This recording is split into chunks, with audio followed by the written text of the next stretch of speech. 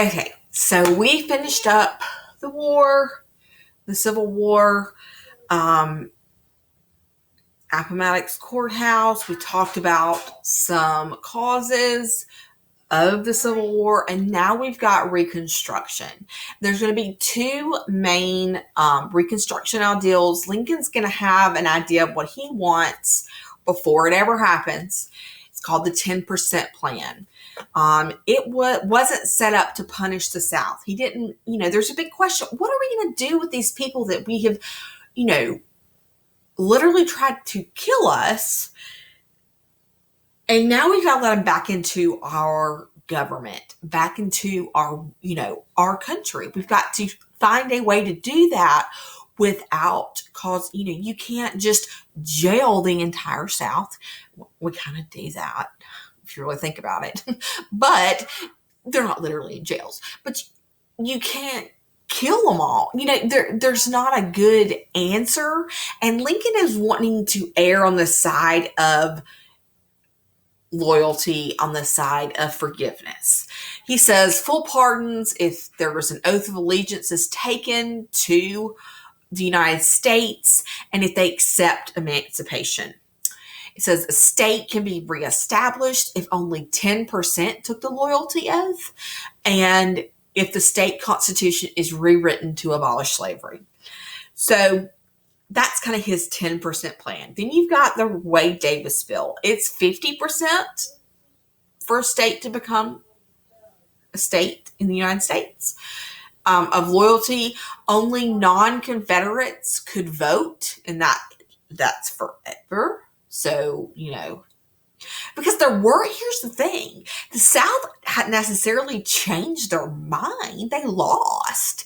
So the Union was worried about the fact that in Congress, they're going to have to work with all of these Confederate leaders, and they didn't want that to happen. So, and also said that they could only vote, those people could only vote for a new constitution. Lincoln is going to actually be able to veto that before he dies, but then we're going to reach an area of disgruntlement after Lincoln is assassinated. The one huge thing that was established was the Freedmen's Bureau. And it was created by Congress in 1865. It acted like an early welfare agency providing food, shelter, and medical aid for freed slaves and homeless whites. It did make it, it helped the South. Okay. Now, the Southerners are not going to be happy. They're going to see the Freedmen's Bureau as, a government program, pushing their agenda. They don't see that they're doing the good that they're doing. A lot of land is going to be confiscated from the Confederate leaders, and it's going to be turned over to the Freedmen's Bureau. So it's going to kind of be the bad guy for the Confederates that are living in the South. But the courts, a lot of the courts, because they're local, they're district courts, are going to reinstate the land to the owners. So in effect, it's, it doesn't have that much effect on actual land property owned by Confederates. They taught 200,000 freed slaves how to read. Y'all have to think about this. Education is power. The fact that slaves could not read, the white man did that on purpose. Okay? Education gives you power, and the ability to read something gives you power. This was monumental in transitioning people from slavery to working, okay, and being self-sufficient. Okay, they built schools, they built churches, they built hospitals, they built all kinds of things. Let me make sure I'm getting, okay, so then we caveat. We know that when we talked last class about Lincoln being assassinated, John Wilkes Booth, Andrew Johnson is going to be the man that comes in after him. He's Lincoln's VP. He's going to be another accident in history, just like John Tyler. And really, New York at the time is going to think Teddy Roosevelt's an accident. He's a good accident. But anyway, he is a senator from the Confederate South that just stayed loyal. And why he was put on the ticket with Lincoln was to help that bridge, to help make the bridge between the southern states and the northern states just a little bit better. You know, at least they had a southern person in the party or in the executive office. So he's going to become another accident because he becomes president. He wasn't in favor of radical Reconstruction. His plan mirrored Lincoln's. The only thing he added was that the president could pardon disloyal Confederates. And this creates a big problem. As you can imagine, he's going to use this a lot. He's going to pardon a lot of disloyal Confederates from crimes. And, they're leaders. Because think about it, he's in Congress. So, and now he's VP, but, his friends and his friends of friends are going to be of that echelon as well. They were leaders. So anyway, the radical Republican group will target him. And the South is also going to get angry with him as well. Was the man put in a bad spot? Absolutely.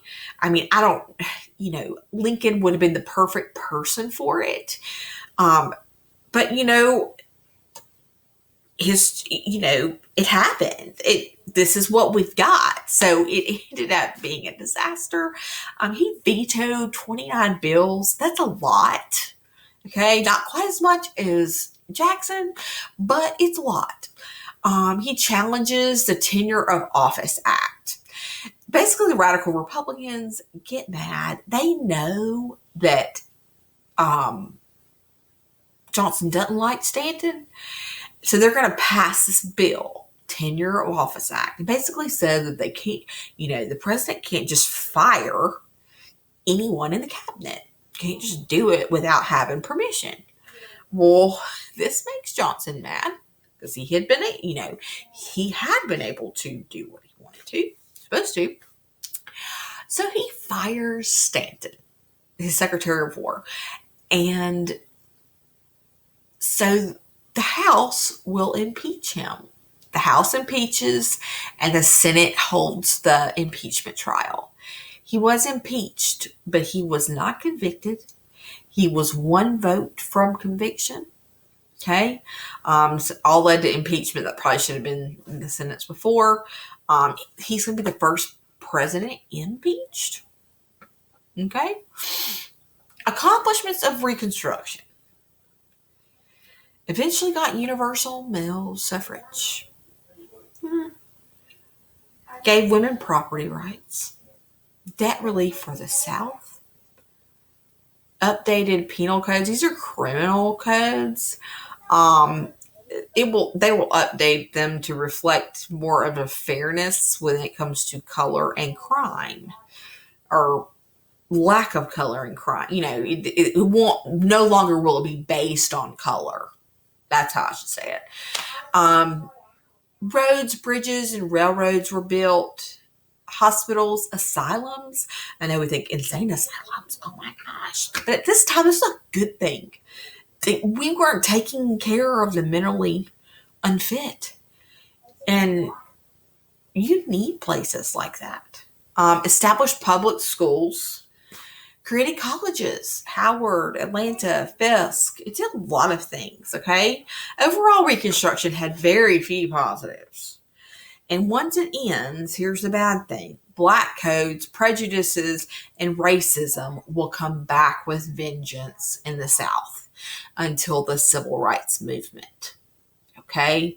So that's where you're going to see, all these efforts, they're going to all be put out and they're going to all come back in once Reconstruction is over. So we'll take a second and look at the Civil War amendments. The 13th, banned all slavery in all of the U.S. The problem with this, well, not really the problem, what's going to replace it is sharecropping, replaces slavery. In majority of the situations in the South, the slaves are not going to have anywhere to go. They're not, and sharecropping usually ends up being like a barter and you don't make any money, so you can't ever get out of the cycle. It's really, really hard. So, it's not good. But that's what happened. The 14th Amendment granted citizenship, equal civil and legal rights to all African Americans.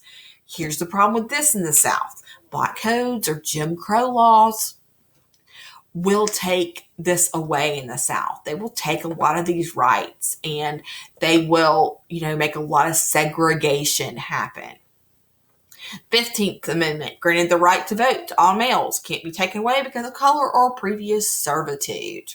The South pretty much ignores this. Pretty much. They will take this one for granted and will deny voting with poll tax and grandfather clauses and any, literacy tests that are written in German that no one can read. They will take total advantage of that. And that will be one of the biggest fights through the